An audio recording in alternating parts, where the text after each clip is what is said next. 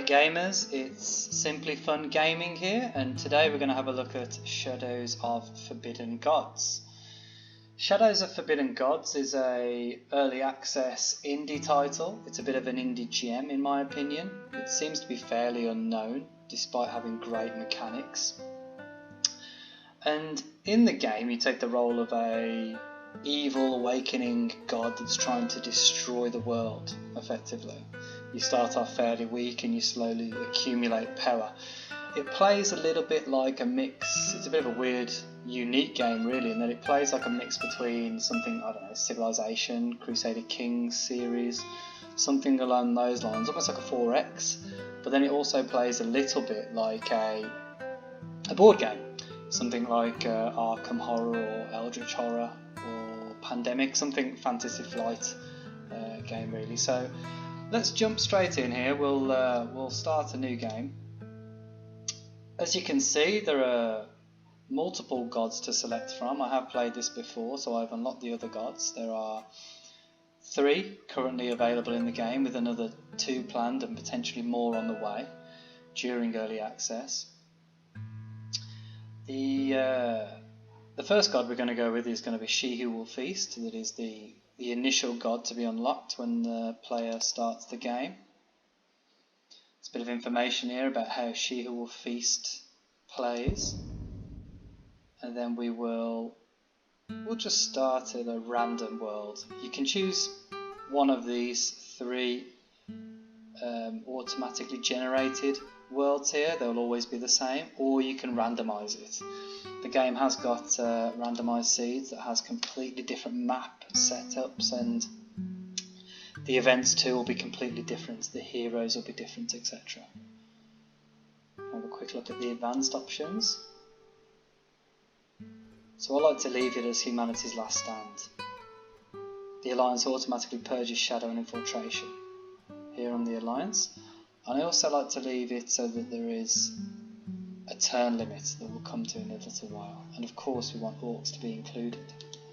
So let's start this game here. We immediately get a message to say that Gais Wavil, a hero, has skirmished in battle, although he does look quite villainous here, skirmished in battle and has been attacked by military forces, taking 8 damage. He took 8 damage, significant amount of damage. Let's have a look, see if he's still alive actually. We'll turn off the hints for now. Okay, he is alive. It may have happened earlier in the turn, or perhaps he lost some minions due to that action. But either way, this is the game. This is the overview world map. We can see here this world. It looks a little bit, looks like it's one gigantic continent, which is ideal for us, as it happens. Certain things can't travel over water, so this actually helps us massively. We can see if I click on an empty location, an empty hex, we'll have the threat tab here, tells us who the chosen one is. We'll have the events page, tells us what events have taken place this turn, one of which popped up just a second ago, and we can see any messages as well. We can also see our agent here, the starting agent, and agents are how you influence the world and act in the world. Primarily, you do have powers that could be used. At the minute we only have 1 power, Cloud Senses, that effectively hinders heroes. But you unlock more as you progress through the game, and you can use those powers to influence the world. Each of the gods have different powers and abilities. This god is fairly simplistic, and is aimed at spreading shadow, which is the game's version of corruption in the world. Predominantly, like I said, we use our agents. We can click on the agent to zoom to them, and what we can do is attempt different tasks with the agent. What I think I'm going to start trying to attempt is to infiltrate, slip to the map, the nation view. We can see this red nation is absolutely humongous. I think it'd be worth us trying to infiltrate that, though it is risky. We might need to start a civil war there, but let's start trying to infiltrate it. We'll infiltrate the villages first. That'll make it easier for us to infiltrate city locations. You can see the artwork here for the villages, which is absolutely fantastic. So we'll start. This is the list of actions we can take at the location. Some of them are blocked to us, because maybe we lack the appropriate stat, or perhaps we simply haven't unlocked them yet. They require other things to be unlocked first. Silent assassination, for example, requires us to have first infiltrated the community. Instead, we could do a brutal assassination, which is much more obvious to the world. When you complete a task, you can see a number of profile and menace gains that your agent will accumulate there. We can see for this particular challenge, we will gain 2 profile and 7 menace. I will come to those later, but effectively profile shows us how much of the world can see us, and menace is how dangerous we are considered to be by those that can see us. Our primary antagonists in the game are heroes, along with rulers of nations and various locations. So this will take 19 turns, which is a fairly long time, but we will get to see an event thanks to the time it will take. I will also, there's a coven here, you can see there's different locations. There's an elder tomb that starts enshadowed. It's entirely obviously corrupted by our presence. We can see that there's also a coven here that can be infiltrated and used then to spread shadows, as it says here. So I might actually try and attempt this, so I could spread some shadow, which is effectively our influence on the land, into this large red nation here, the nation of, let's have a look, Usions by the looks of things, is that correct? Yeah, the nation of Usions. So if we try and, we'll create an agent. We have 2 recruitment points and only 1 agent slot taken so far, so we can recruit another. I'm going to recruit the Hierophants. They're fairly good at infiltrating. At this coven here, and we're going to go for bonus law. We do want to start with law if we're going for a shadow. Different challenges, we use different stats. So we can see this one uses intrigue, stat intrigue +4. In shadow uses law, and dark worship also uses law. But we're going to do an infiltration challenge first. This will take 13 turns, and then we'll have a quick look at what's going on in the world before we progress the game. So we can see there's 2 battles underway. Green is generally good for you as the player.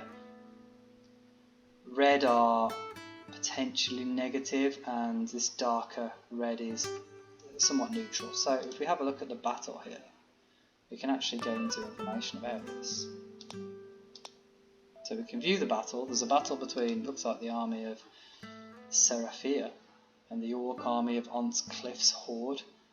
Okay, so we can see immediately that the Orc army is currently 8 strength out of 17 maximum, whereas the army of Seraphia is 84 strength out of 86 maximum. I think it's fairly obvious who's going to win this battle. Either way, we can see what happened last turn. The Orc Horde did 2 damage, there's your 86 to 84. The army of Seraphia did 9 damage, so this Orc Horde will be repelled in the next turn. Dismiss that for a second. I believe there's another battle taking place. Oh no, sorry, there's a war being declared. So Essions has declared a war against this nation down here. The nation of Deciers. Interesting. Which is good for us, of course. We want there to be discord and war so that we can better infiltrate and spread our dark influence across the world and eventually conquer or destroy the entire world. So let's skip through some turns. We'll see we can, our supplicant levels up. We can choose a stat increase for him. Different gods will provide different bonuses to the supplicant when they initially level that are unique to the god. In the case of She Who Will Feast, it's fairly simple to keep things more simple for the player on their first playthrough, really. So I think what we're going to do is increase our law again. So we can see the battle there has taken place. The Orc Horde has been repelled. It's, I assume, yep, from this little location here. This poor Orc Horde is going to struggle to spread anywhere, unfortunately. They're surrounded by very powerful neighbours. We'll skip a couple of turns. So we can see here a message. We can see Dr. Phone Lorbiak, forgive me, is 100% aware. That means they're aware of our presence. They know that we exist and that we're on the rise. They will try and act against us. They will try and spread awareness. This doctor is the chosen one. It says here the chosen one is the first to gain awareness. That's this character. They're going to try and spread it to heroes, to rulers, and the more it spreads, the worse that is for us, because it means that those countries that are aware, those rulers, those heroes that are aware, are less influenced by our shadow, and they're able to repel it. If you consider Gandalf, as it were, is aware of Sauron's existence, so he can fight against him better. So too can the heroes of this world fight against us if they're aware of our existence. We can dismiss this, we can permanently dismiss these messages unless we want them. We can cancel that if we wish. I like to leave awareness particularly on. We'll come to the chosen one in a bit more detail later, but let's leave this for now. Skip a few more turns. We're going to unlock a seal in a second. We can see that Duke Fort Sirag has ordered the creation of wards against shadow. So this repels our shadow, this repels our influence, and helps nations better fight us. So if we go to this Duke, we've got a couple actually, so we'll dismiss this one. The Duke is based here he is, Fort Sirag, of the city of Ferb. So he's creating a ward there that protects against our shadow. We can see they also have death that might be at war. It looks like, yes, they're at war there. And we had another message, I believe. That's that Duke. Dismiss that one. And here he is. Let's go to King Melessa Alet. Oh, it's a capital. That's not great for us. That's unfortunate. So I presume, yes, he's repelled by shadow. So this King Meleska Alet, is repelled by discord and shadow. That means he'll try and help stop the spread of discord and the spread of shadow. Both of these things are bad for us. It means he's more likely to take actions that prevent the spread of shadow and our influence on the map. And of course he would be a member of, well, the king of the nation to which I'm trying to infiltrate and in shadow, which is always a positive. There we are. Them's are the breaks. Another baroness has tried to create shadow as well. Bezel Beersba. And Lesail Lituile has also tried to do it. So here's an example of an event, which is a useful thing to show. As agents are completing tasks, they will potentially encounter events. These events are generally negative, not always, but generally, and they can be all manner of things. As we can see here, Supplicant has encountered a group of restless spirits, a spectral assault. The spirits are going to try and attack the Supplicant. We can avoid them, which is likely going to delay him. Yep, he'll lose progress on the challenge, or he can take the hit on health. But that will provide a benefit of reducing the profile of the agent. The agent currently has no profile. It doesn't show this on the screen, which it should really. I think that's going to be added at a later date. But it does show our health. We're going to bypass the foes in this case. There's no benefit to reducing our health and reducing profile because the agent currently has no profile to reduce. We can also abandon the challenge if both of the options are too severe. So let's lose that, and then we get another spectral assault from our Hierophant here, who has also encountered some restless spirits. We will again bypass the foes. And those events are random. They can be all manner of horrible or sometimes good things for the agents. Let's see how we're getting on. We should be quite soon to completing our task over here. So we've got 10 turns left here and 4 turns left here. So we'll skip through a couple more. Let's disrupt. Let's disrupt this hero. He's got 1 turn left. We'll use our power to disrupt him. Now he has 10 turns to complete his training. That's going to delay him a little bit. So the first seal is broken, or the second seal I suppose. This means we're getting stronger. Our god is becoming stronger, getting more powers, getting more power. As we can see, we're currently 1 out of 2, before we're 1 out of 1 power. So our maximum power is increased, and we will not eyes in the shadows. This is a great little ability. It lets you immediately infiltrate a location for a fairly cheap cost. So you can only do it once per location. but some locations currently only need one infiltration anyway. So for example, villages, abbeys, forts only need to be infiltrated once, so that immediately infiltrates them. Cities have a number of POIs, sewers in this case, library and palace. Each of these different points of interest needs to be infiltrated before the entire location is infiltrated. And when we've infiltrated a location, we can complete different and more powerful tasks there with our agents. We'll dismiss the Wells of Shadow, we're not too interested in those currently. So our Hierophant, Cases Tesore, completes Infiltrate Coven of Witches. Shadow will spread at a faster rate than normal to infiltrated locations. And we can see here a little bit of fluff text about witches. They are now under our thrall, so we can actually do different challenges there. As you can see, we can unshadow, we can dark worship. Dark worship is a great ability because it spreads shadow to adjacent locations. This abbey will become enshadowed. Unfortunately, this coast will, that doesn't help us because there's nobody there. And so will this convent as well. So we've got two locations here that become enshadowed, and this is actually great for us because it will allow us to later recruit a more powerful agent that must be recruited at an enshadowed and desecrated holy site that both of these locations have. So we're going to start the dark worship with this agent. As we can see, it gets a bit more profile, it gets a bit more menace as well.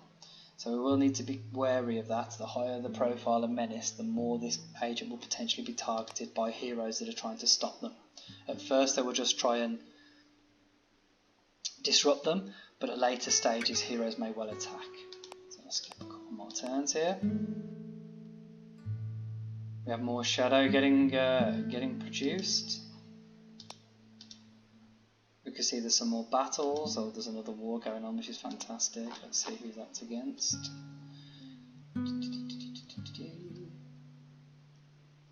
Oh, okay, well, I can't see the war. Perhaps it's finished. It's Dirient. Right, let's have a look for Dirient in that case. It's another location, isn't it? Okay. And Essions as well is also at war with this location. Right, okay. Skip through a couple more turns, more wards getting built. Rulers can actually do multiple things. They seem to all, many of them are building wards at the moment, but they have got multiple actions they can complete.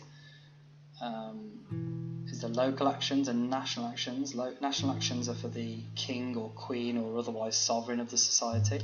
Local actions, they take place in the capital. This isn't a capital, as we can see. So this ruler has access to the local actions that are these. Brutal Crackdown is great for us. That actually makes the people quite unhappy.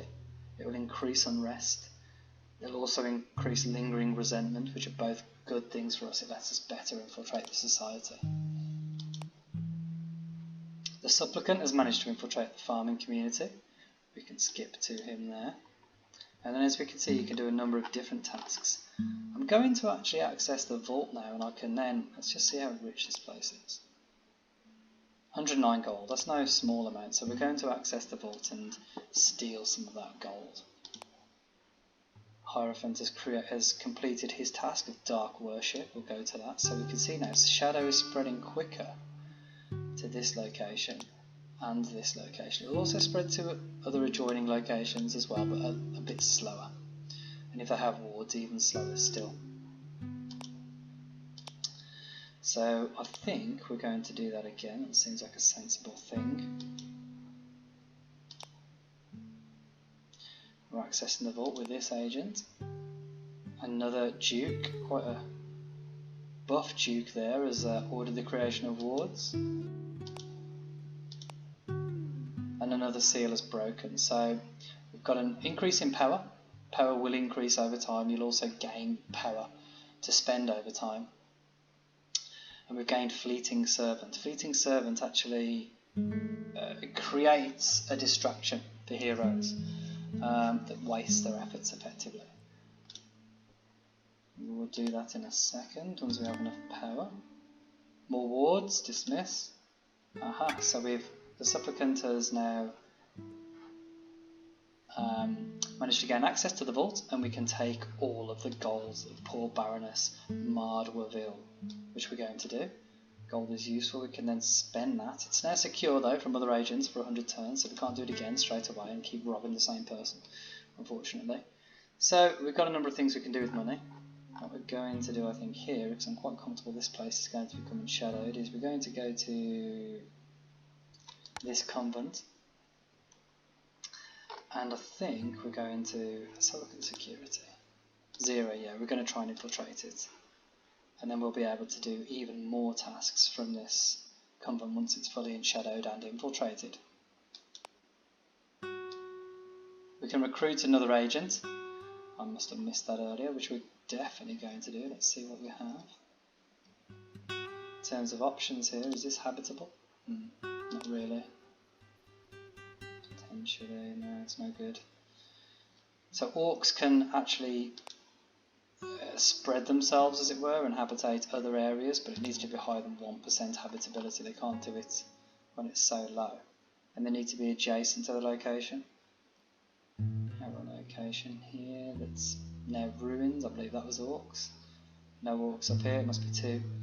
What I might do is, I think, if Roll Panic's enough, let's see. No, I can't create the survivor yet, it's a shame.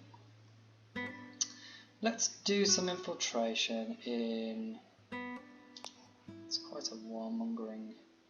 Essions are quite warmongering. Let's infiltrate this society, Essions here. I think this is a good place to infiltrate, because they seem to be quite war hungry. Anyway, so we'll create an agent. We're going to create a... Let's create the courtier. He's actually a great agent. He's been made in a city, but we can... Let's do noble connections as his ability. He's got a number of abilities. Forgive me, I should have showed them, but we'll do noble connections for now. And what we're going to do is start infiltrating this fortress. He's a great infiltrator. He's got the same security. Security 1. Security 1, yeah, so it'd be 19 turns regardless. We'll do an infiltration with him. We'll start an infiltration with him, and then slowly we're going to try and infiltrate fully this society and corrupt it and bend it to our will. For now, I think that's a good quick overview of how the game plays. I'll come back to this and show more at a later time. Hopefully that's of interest. If it is, please subscribe to the channel and keep a lookout for new videos. Thank you very much for listening.